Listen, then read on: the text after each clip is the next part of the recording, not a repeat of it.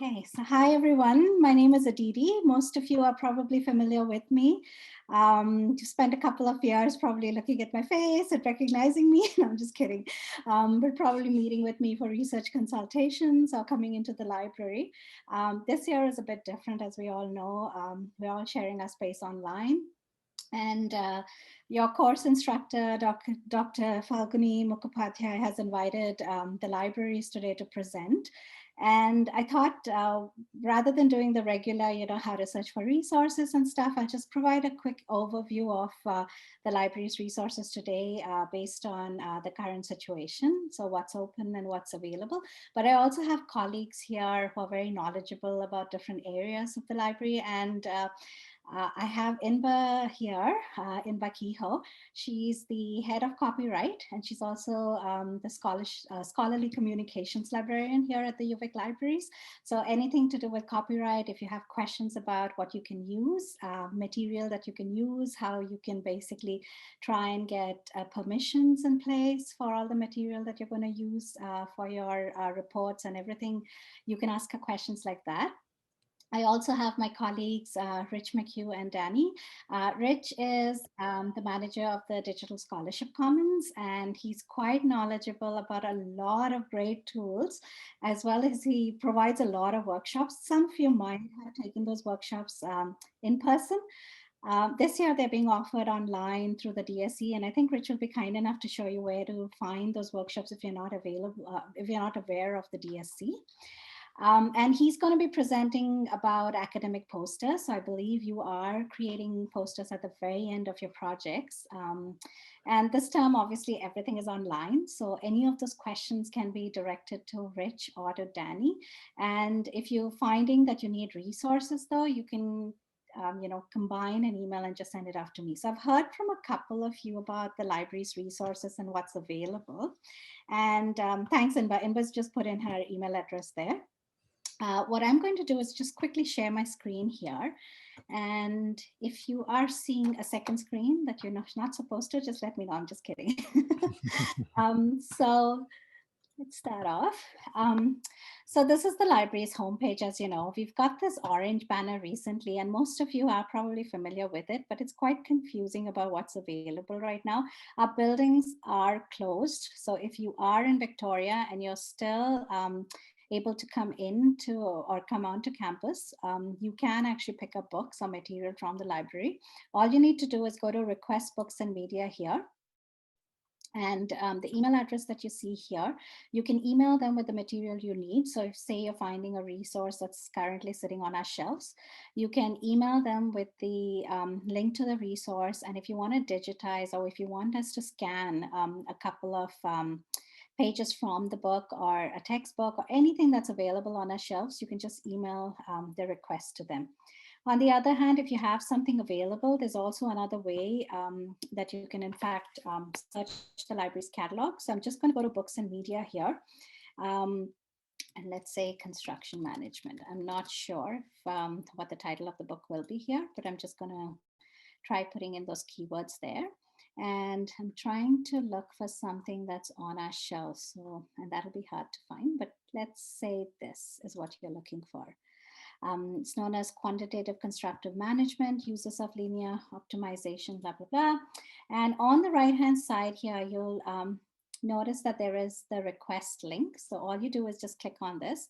I may or may not be signed in, but if I'm not, I can just put in my Netlink ID and password. And at this point, I can basically go in and request the item to be borrowed. They ask you a couple of questions like when you want the material by and so on. So it's pretty straightforward. And basically, that's all you're doing. They will email you with, or the request service will basically email you when the item is ready for pickup from the library. So that is for items like standards and codes that are available on our shelves. Unfortunately, not a lot of those standards and codes have been digitized. So there are some that have been, but most of them are on our shelves. Other than that, anything else that you want to borrow, like electronic media, laptops, equipments, any other items that you're going to be borrowing from other libraries, you can use the interlibrary loan service. I also had a question from one of you about what services will be available once you graduate. So congratulations if you are thinking of graduating.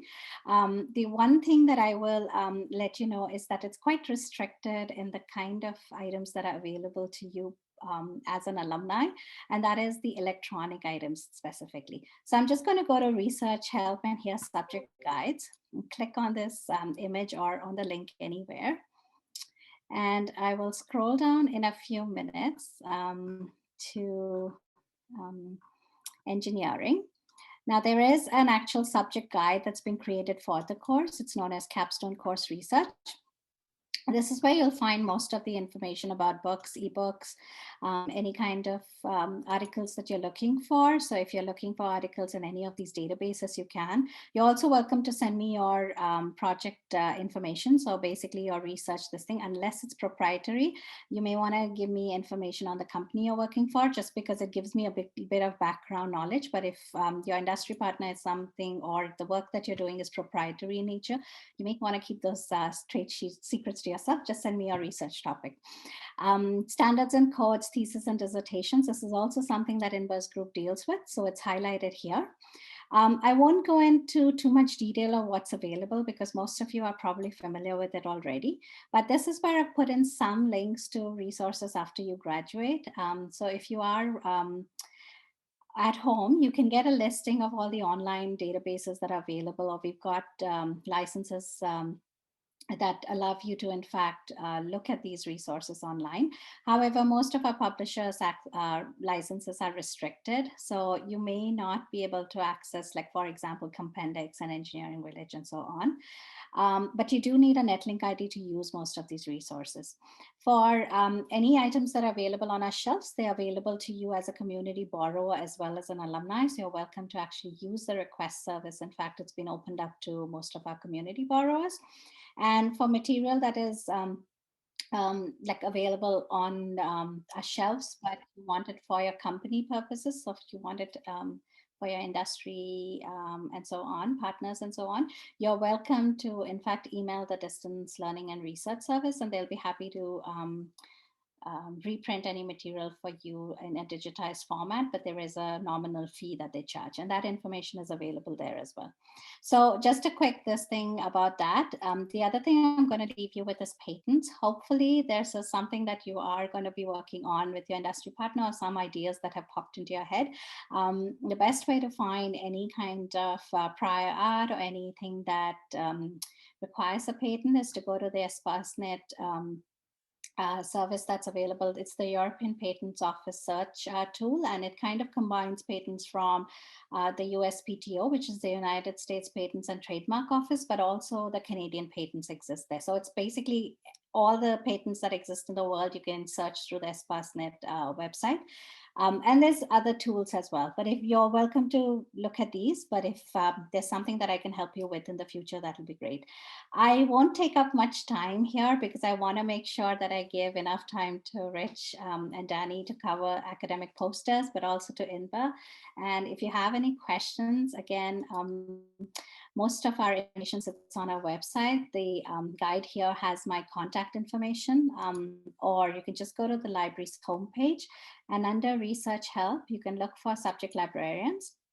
And there's a listing of librarians either by name, which is where you'll find Inba and myself. And you can also find librarians by faculty here. And I'm sure Rich will tell you how to get in touch with him. So I'm just going to pause there and ask if you have any questions to put them in the chat. I think there's just things that Inba and Rich have put in the chat. So who wants to go next? Inba, would you like to wait until Rich has? Yeah, okay, I see. Okay, so I'll let Rich take over. Hey, thank you. Let me just share my screen quick. Am I sharing my screen now? Let me try one more time. Yes. Okay, great. My name is Rich McHugh. Just going to go over some tips for academic posters that hopefully will be useful for you as you create your posters. as well as provide some templates for you that you can start with so you don't have to start from scratch with your posters. This is going to be mainly hands-on, but here's a quick outline of what we're going to cover. I'm going to cover all of this except for copyright because Inba's our expert on that, and I invariably will make a mistake or two that might cause you some grief. So I'll defer to Inba when we get to that part for sure. So there are lots of different types of software for making posters. There's PowerPoint, of course, InDesign, Photoshop, Word, Google Slides, Google Drawings. But the reason why we use PowerPoint, even though it's not necessarily a graphic design package per se, it's because one, everyone owns a copy of PowerPoint. A lot of people are familiar using it. And PowerPoint is a lot easier to use than other packages like InDesign, which are great tools, but just have a big learning curve if you're going to be using them for the first time in particular. So to be an effective poster as a visual communications tool, it's really important that you try to focus on a single message. And you want to let your graphics tell the story and use text sparingly or relatively sparingly, at least compared to your research paper. You want to keep things well sequenced and ordered in an obvious way so it's intuitive for people reading your poster and so that they're not confused. And it's important to remember that an academic poster is not your research paper stuck onto a board. It shows, not tells your research story. So these are the usual poster elements. You're going to want to have a title. You're going to want to have an introduction, but the introduction shouldn't be your abstract. It should be typically more condensed than your abstract. You want your methods, results. You want charts. You want possibly tables, depending on your topic, conclusions, and then references. And your references don't need to be your whole list of references from your paper, but just references for things that you refer to in your poster. You also might want to have institutional affiliation and your contact information, of course. So one thing to keep in mind if you're using images that you find online, and we'll talk about the copyright considerations in a few minutes, but you want to make sure that those images are high enough quality. So for example, we've got this little image. Let me get my laser pointer here. This little image down here. And you can see this is a web-based image. As I blow it up further and further, it gets more and more pixelated. And that's not what you want when you're printing a big poster in particular.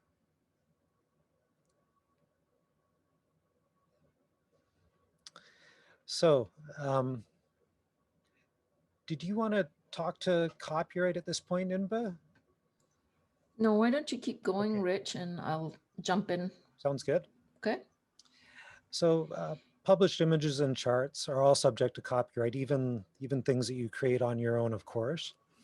So you simply can't use images you find on the internet through a Google search. And generally speaking, images that you'd like to use that you'd find on Google fall into one of the following categories. The first one is public domain. So you can use and modify public domain images for photographs taken before 1957. But you do have to attribute them, of course, or cite them. The other class of images that are my favorite are Creative Commons images.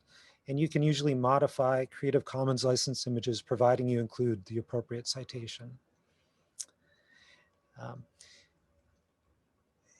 Copyrighted images, so images since, sorry, I got my dates wrong. It's pre-1949 that you could use with citation. Post-1949 images, you can only use and modify with the explicit permission of the copyright holder. And typically, or often they'll require you to pay for a fee. So for example, if you wanted to use a Disney image, which is probably the worst thing that you'd ever want to do, they'll let you use it usually, but you'll have to pay them a huge amount of money to do so.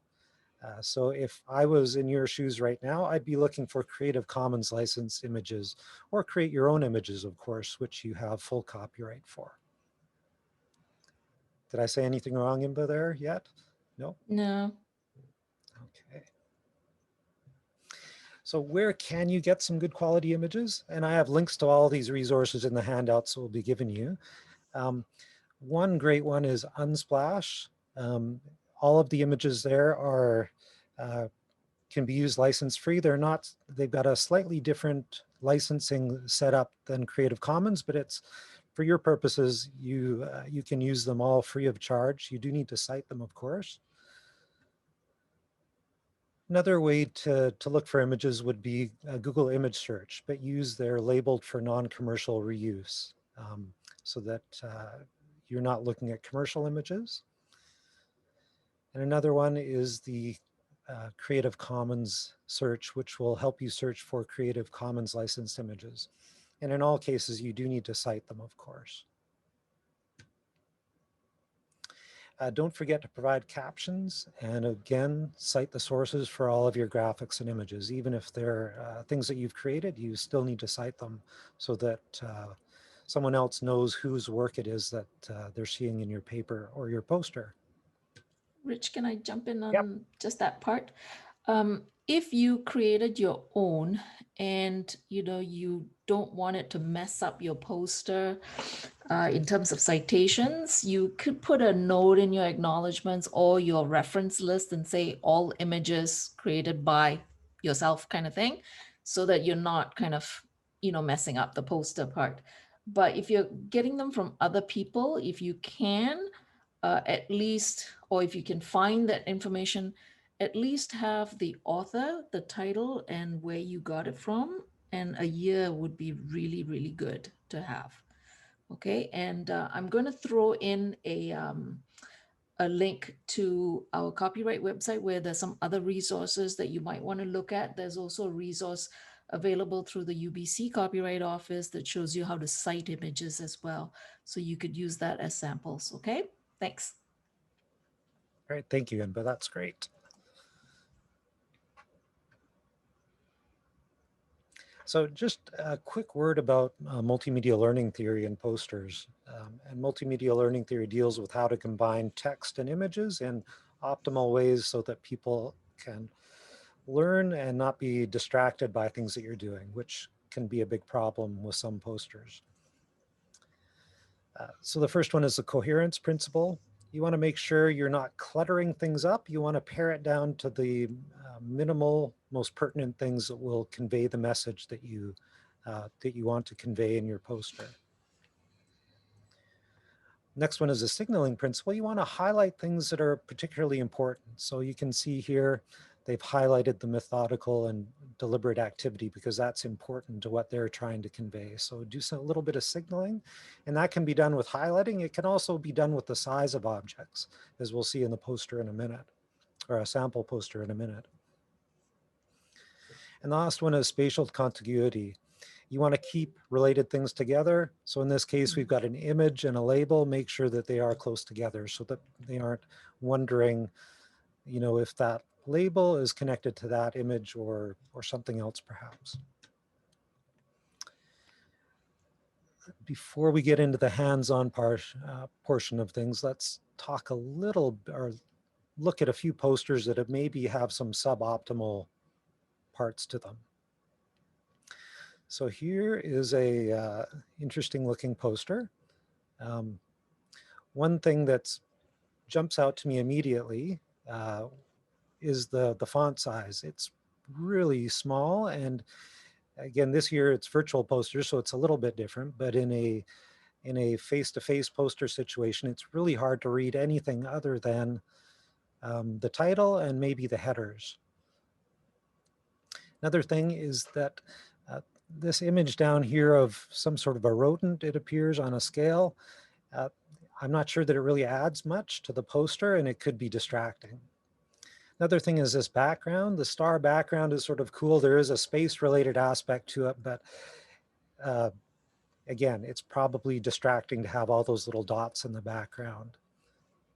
Another thing as an accessibility issue is the font color and font backgrounds could make it difficult for some people with visual disabilities to read it, or in general, just in a poster setting, there isn't as much contrast as there should be, so that it's as easy as possible to read, even if the font size is a little bit larger. Another thing to note, they didn't put any charts or tables, which is odd for an academic poster. Usually you'll want a visual representation of some type to make it easier for people to understand what you're trying to communicate. It's not always true, but it usually is true. Last thing, quickly glancing at this poster, it's hard to tell what the main point of it is. We've got the title we can read here, Pigs in Space. I guess maybe if I was into a subject expert, it might be more apparent, but you want to make sure that the main point of your poster is really obvious at a glance. So here's another poster. It's a little bit blurry. I captured this from the web, so that's why it's a little bit blurry. But even with the blurriness, you'll notice again that the font size is too small for a poster that's meant to be viewed at a distance. The chart is also pretty complex, and it's not really lined up to sort of guide the eye to how you're supposed to read the poster. Things aren't really aligned very well, and some things are wider and narrower, so it makes it a little harder to sort of know how you should be reading the poster. The other thing too, the graphics are possibly a little bit too complex to again scan what they're trying to convey at a glance. And this is the last one we're going to look at. This is a UVic one, and it actually is much cleaner and easier to follow. So in terms of the format, this is great. And again, this is it looks like it's one from the humanities, so it is a little bit different, but again, the font size is pretty small, and it's a big wall of text. It's almost like they took their paper and just put it on the poster. You want to try to have some visual representations. They do have this one thing here, but it's pretty small, not easy to read until you get up close.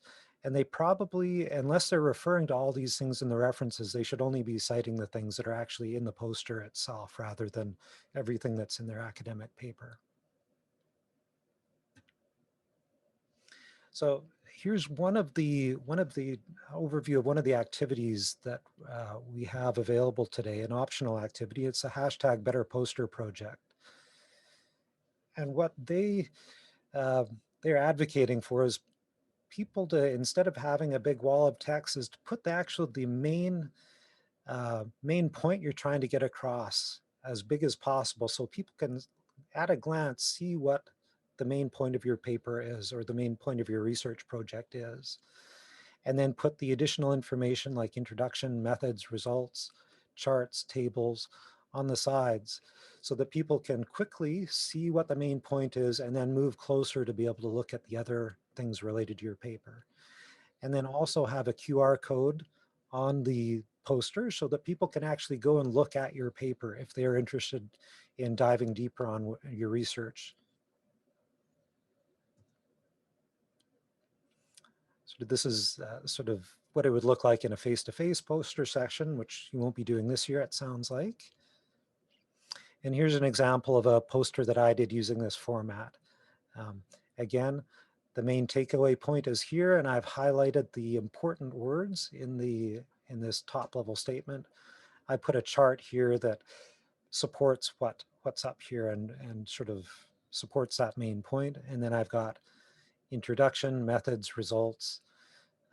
I just left this here, which is a bit of instruction on the types of things that you could put on the side, and then included some charts and references here at the bottom.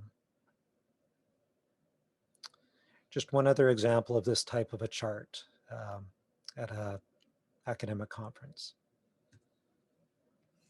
So is there anything that you'd like to add about copyright, Inba? No? No, well, the only thing I could think to add is because you folks are working with companies, you may be thinking I can use their company logo, and you have to remember that it's trademarked, right? So make sure that your company knows that you're going to be using it before you use it. Otherwise, that is a no-no as well. So you don't use any kind of trademark information or image for that matter. Other than that, and if you have inside information from the company, like a report or something, again, ask for permission before you do that. And especially, if you're going to put it online somewhere, then you do not want to add those things in. So think about where your poster is going to go. If you're doing it just for the class and only your company is looking at it, that's fine.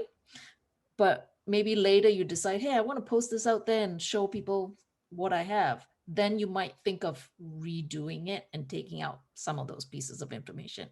Okay, so think about your audience and who you're working for. Okay, that's it. Yeah, no, great points. You don't want to shoot yourself in the foot by putting any proprietary information that could get you into trouble. The other thing too is if it is potentially a negative thing related to the company that you're working with, tread carefully as well. And you might want to talk to your instructor about that before you publish it. So Danny has put, okay, there's a question in the chat. Who from the company do you request permission from, or just our sponsor person? Do you know that, Aditi or Inba, off the top of your head? Yeah, I would say the sponsor person, start with them because they're the main point of contact for you. And it's a good question. I think it's hard to know, at the outset, who's going to give you that permission, but it's usually the person that you're most likely to be in touch with. And that brings you to another point, I guess, or brings up another point that even if you have data from them that you're putting in your graphs and charts, make sure you verify that information. We've had groups in the past that have approached us with that information. And if it's proprietary or sensitive data, then it's a big no-no. You probably need a lot of permissions there. So before you start your posters or planning what you're going to put on there, run it by your industry sponsors or people that you're in contact with, just to make sure that you've got everything right. Maybe, Inba, you have something to say there as well. If you do. No, I just agree with that. Always check with permissions if you're getting something internal that's not available on the website. Annual reports and things like that are available on the website and they are public. But not any kind of internal report or something like that. Always ask your sponsor whether you can use that information or not. Yeah. And I was also going to say, I think if you need help, just approach one of us, or if you want someone to just, as a second set of eyes or a third set of eyes, just to look at your poster, you can even approach Rich and ask, for that sort of help to say, can you just review it to see if it's okay? And that's fine. So yeah, and especially because you're in, in an online world right now, it's probably a little tricky to get that kind of, I don't know, just get some information from somebody. So yeah. Mm-hmm. Yeah, you want to ask early because you never know how long it's going to take. If your sponsor doesn't know off the top of their head, they might have to ask someone else higher up in the company as well. So, yeah. So Danny put a link into our main handout here, and I've highlighted 3 things. The first one is a poster reference sheet, and this is basically for you to refer to. It has a lot of the things that we talked about in the handout, like Imba said, know your audience. Define your message. There's design and layout tips, photo and chart considerations, including links to some resources like Unsplash, Create Biology Figures, a bunch of Creative Commons licensed graphics and image resources, and then some general copyright information here. And Inba, if you could, I don't know if you put it in the chat. Oh, you did. I'll put your link in the chat in this document after I finish talking, just so that it's in there as well. And then, of course, look, I have references at the bottom. So there you go.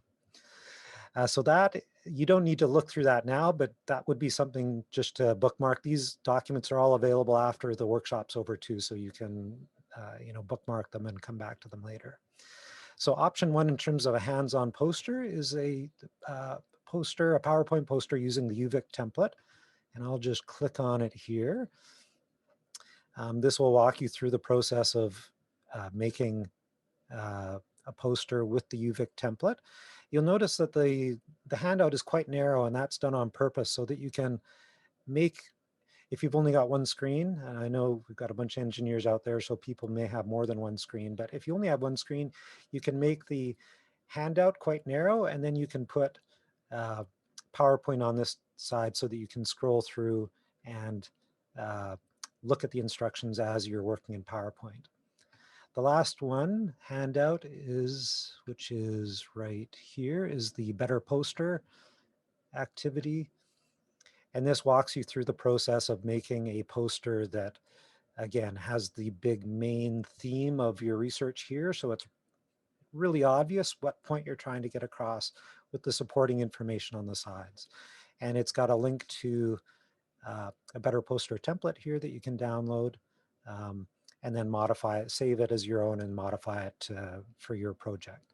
Again, you can choose either one.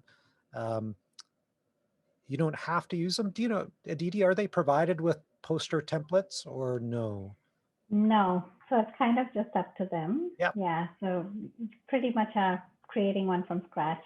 Yeah, so this first one, the UVic one, is a poster template published by the university. I can't remember which department. It might be the LTS. Communications Yeah. office, right? Yeah. And then this one here, this Better Poster one, it's an open source Creative Commons project that I've modified with the UVic logo. So it's a little bit less customization that you'd have to do. But at this point, it's pretty much hands-on. If you have questions, please, you can unmute your microphone and ask, or put it in the chat if you're more comfortable doing it that way. And yeah, we are here to help out with any questions. I don't know if you're far enough along that you could start working on your poster, but feel free to play with it so that if you do get stuck on something, you've got people here who can give you a hand. And I've just thrown a link in there to the library guide. Just so you know, there is a link to the IEEE style in there in case that's what you're using to create your citations and stuff. But if you're not and you're just using APA or something like that, you may just want to refer to our website.